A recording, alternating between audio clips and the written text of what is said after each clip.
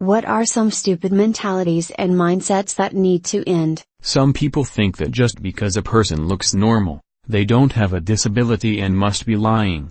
Just because I'm young doesn't mean I don't need sufficient sleep. Just because I'm young doesn't mean I spend all of my money recklessly and need to work overtime every weekend. Just because I'm young doesn't mean I don't want to relax at home on my time off. I hear a lot of shit at work because I work with mostly older people.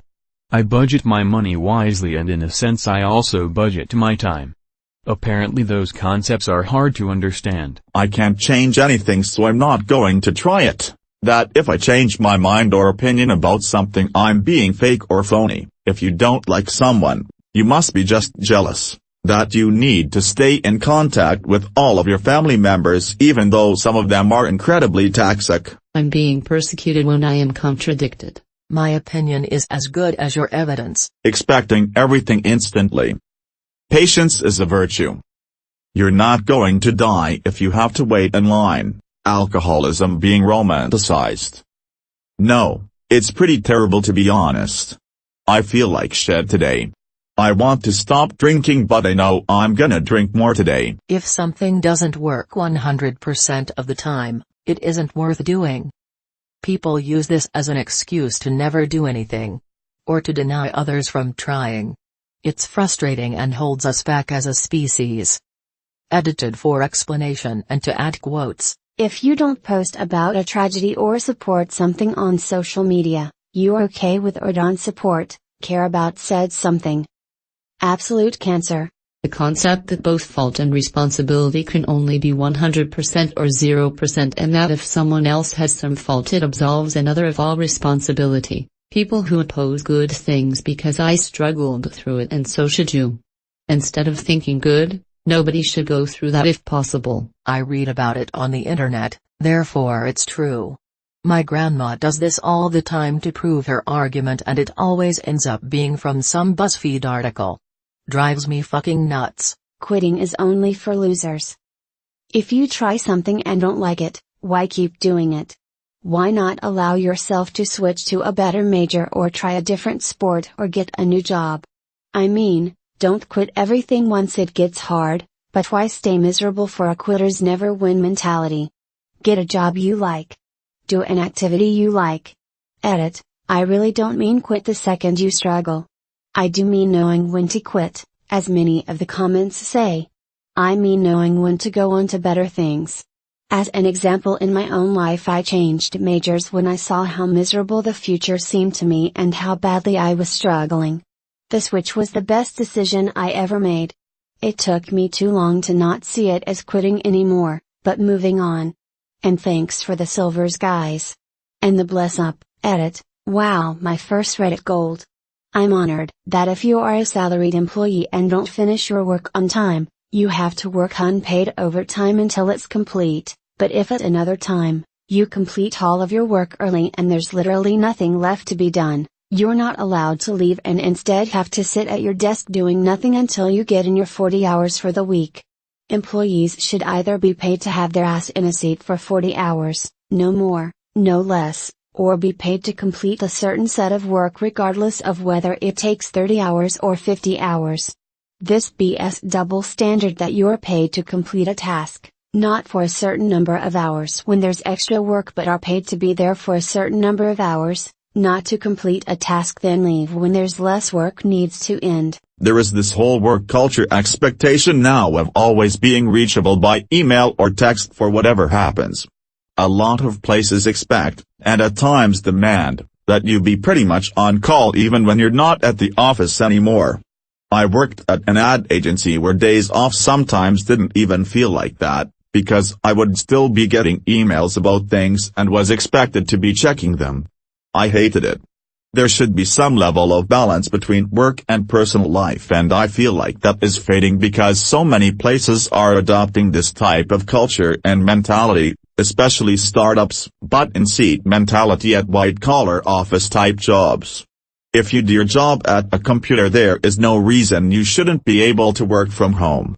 Then attendance is not as important as just getting work done, and it eliminates the need for commuting, which eases traffic and pollution. Edit. Reading through the comments, I see there are a lot of people who say they would be less productive because of distractions or whatever, and to that I say I totally agree. I don't work in an office, my wife does, which is where this complaint came from, but if I did I would personally benefit from having oversight and lack of distractions. I think the main point I'm trying to make is that not that it should be for everyone but that it should be a valid option for those that would benefit from it. I think even that much would significantly reduce traffic and facility costs.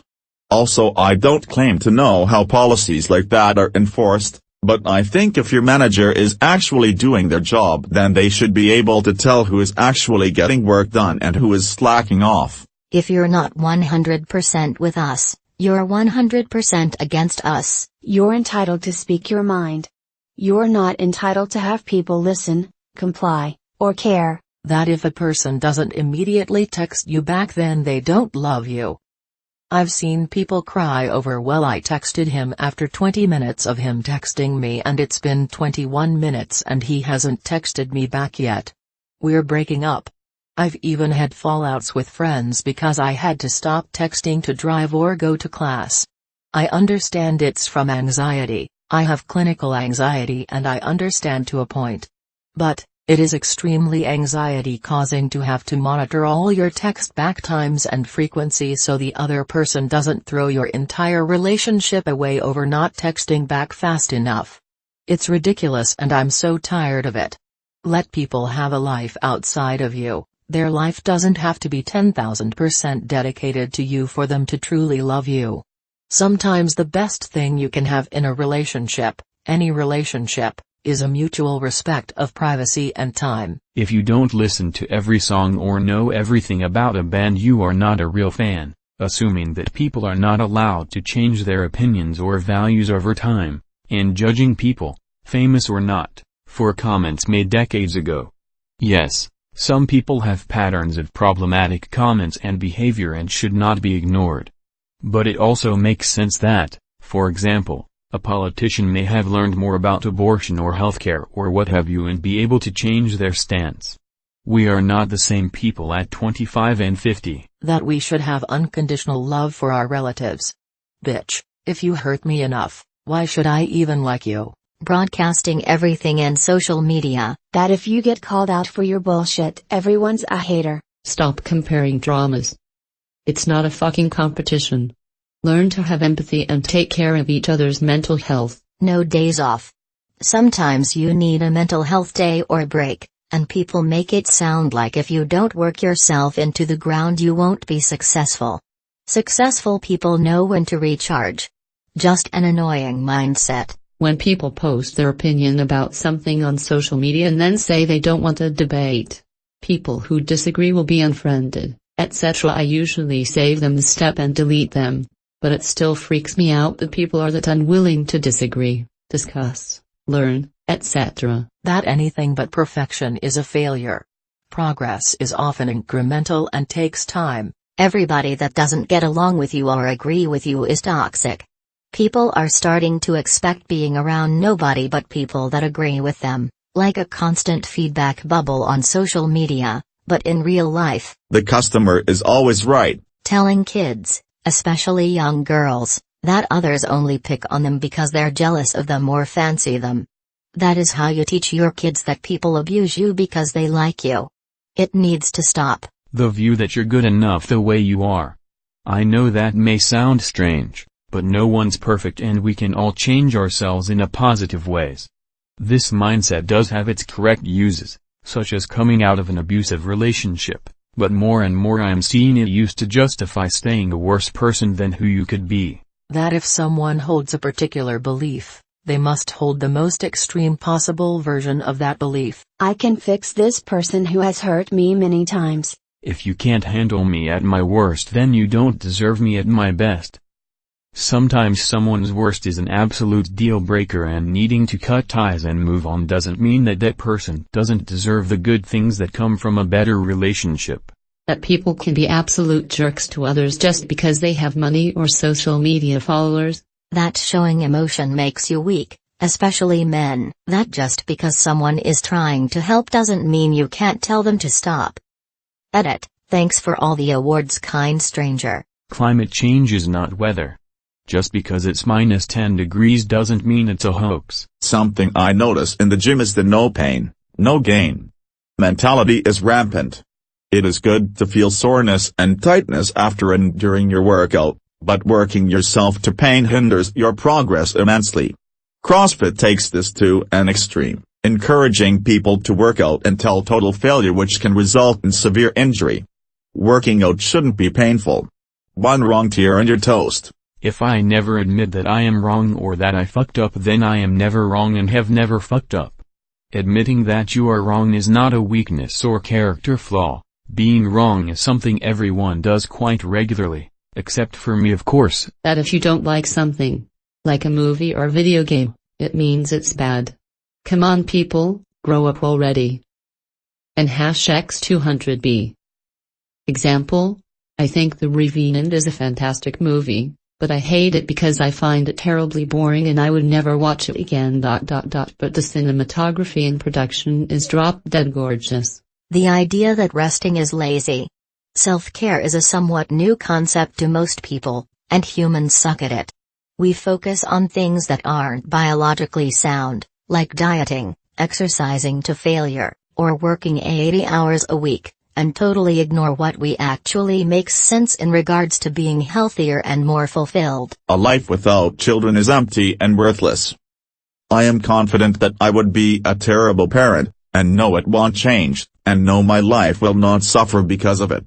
It is better to have that insight and avoid parenthood than have kids you resent, mistreat, or are unprepared for. Life is not often zero-sum. Winning does not have to come at the expense of someone else losing. I think people need to start recognizing when win-win situations are available, and pursue them more vigorously. Saying no offense before saying something offensive won't automatically make your comment less offensive. Defining people by their jobs. The 40-hour workweek. Using automation to hurt instead of help. Bootlicking to bosses who do not and will not care about you. The productivity-centric social expectations. A mistake means I'm a bad person. How can you learn from mistakes if you can't recognize that you make them? If you aren't a criminal, you don't need to worry about the cops. That we always need to be positive. I've known some people that seemed almost afraid of negativity. There are days where it can't be helped, there's people where it's always present. It's healthy to be somewhat pessimistic or cynical in some matters. Not everything can be spun in a positive way, and showering it with positive thinking feels disingenuous. The complainer is always wrong. Nobody is interested in having a relationship with me, and that definitely means there's a problem with the sexes I'm interested in as a whole, or I haven't found a good relationship yet, and that means I will never find one. Using a small percentage of one group's behavior and extrapolating that out to represent everyone. Example 1. 35 people out of the 13,335 people on welfare abused the system. That's it, it's a scam, we need to get rid of it. Example 2. 3 babies had to be flown across country for medical treatment.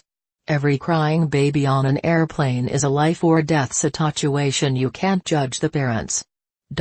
Just because a few people did something negative doesn't mean every single person is going to do the same thing. Bad fanbase / bad show. Men can get raped. If I tailgate the person on front of me, they'll go faster.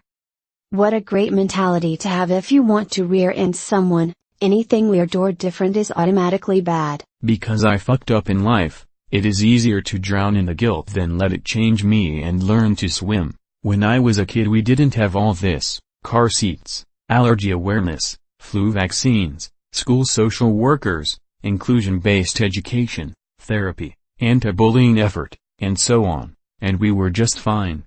10 years working in mental tells me that you are not. People saying I'm sorry for something they did to you, when they're obviously not, and expecting us to give a fuck. That nude equals lewd.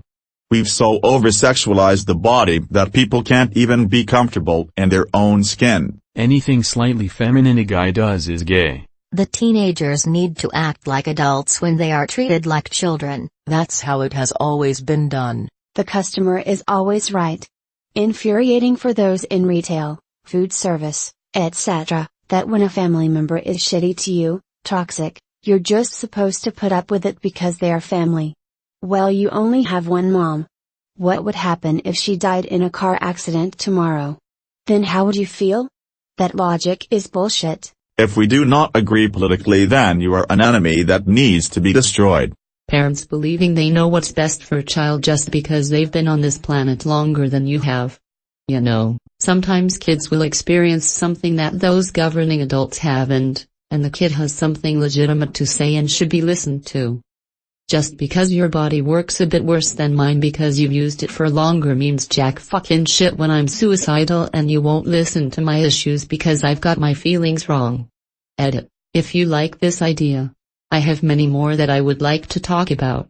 Looking to start a hedonist cult as well, Loki. So, musicians, actors, athletes are so good because they are so talented. Instead of acknowledging the hard work they put into it every day. Men are all about reason. Women are all about emotion. Men shouldn't cook. My BF's dad seems to believe this, so it sorta resulted in nobody in the house cooking because mom's refusing to since dad won't, and BF does a lot of double shifts at work so he can't, and when he's not at work there's no groceries in the house to cook with because nobody else cooks. I'll do it tomorrow. If you're on time, you're late. Avoiding using the word black to describe the color of a black person's skin when in non-volatile context. Customer complaining about me, yes, that one guy made my food wrong. Manager, who? Customer : the darker one? The mindset that plastic waste and pollution is the consumer's responsibility to use paper bags, recycle, and be green. It is entirely futile when the majority of pollutants stem from industry and lack of regulation. The recycling plants can't process 90% of the waste. The products you buy are entirely made and packaged with plastic. It all is a ploy to get people to think it's up to them. Driving to the grocery store in your hybrid with reusable bags doesn't make a difference. Unregulated, petroleum production, industrial emissions, manufacturing pollutants and waste. Each year the companies push further and further and cause more harm. It costs them money to dispose of waste, or switch packaging, or clean up their messes. It costs less money to lobby and rid of the laws requiring them to be clean. Your plastic grocery bag has nothing to fucking do with it. We need to be focused on the companies and not placing the blame on personal lifestyle choices. Sure, that needs to be addressed, but only after the major players have been stopped. Black people to other black people. Telling them why they are acting white for speaking English properly. The modern opinion culture. Opinions seem to be taken above fact these days. That dropping out of college is the worst thing a student can do. That women need to publicly detail and share their traumas in order for rape culture, domestic violence, et.al. to be taken seriously and seen as a problem. This person has a different worldview, political opinion than me, so now I must treat them as subhuman. You can treat others with respect without agreeing with them. And if the other person is being particularly egregious, just excuse yourself politely and get on with your day. That I owe an employer everything just because they employ me. Cleaning your own house is a woman's job. Do some dishes, man. It's your house too. Make it look nice. Profit greater than people. We need to end this cycle of greed and exploitation. Optimization mentality leads to people unable to form opinions for themselves. IMO. Constantly checking restaurant reviews on Yelp. It a good place to start looking at the menu, and maybe all the one-star reviews are a red flag. In general, you most likely have a good time at any restaurant. So many people leave bad reviews because they had one bad experience, and few people will leave a good review after a good experience. Amazon reviews, more than likely that thing you buy will be fine. People who go on general interest subreddits looking for a specific answer. Sometimes you have to just do things and learn and form an opinion for yourself. You have to respect everyone's opinions. I feel there's a key distinction needed here. You should respect someone's right to have a differing opinion. But the opinion itself should be given whatever respect it deserves. Can confirm. Dyspraxic. Incredibly normal looking cunt. People say I just use it as an excuse and that I'm quote full of shit, so I never tell anyone anymore. Except for right now, obviously. I have autism and this shit happens to me a lot, even though there are subtle signs that I have autism. People need to be a bit more trusting on some of these things. This. People give me weird looks when I use my disability card, the official paper that says I am disabled. I've got Crohn's disease. Only thing you could notice is that I am kinda skinny. Epilepsy. Apparently I gotta be having seizures 24/7 so people know I actually have it for real. I feel you. So hard. An older, retired person once told me at the street, I was sitting there, on some stairs, eating a bagel, that I am the scum that needs to be gotten rid of because I am young, yet sitting there eating, and not working full time. I was 17 at the time. Not even an adult, granted, my beard made me look like a 25-year-old, but still. It doesn't go away, it just turns into you don't have kids. Then shut the fuck up. I agree.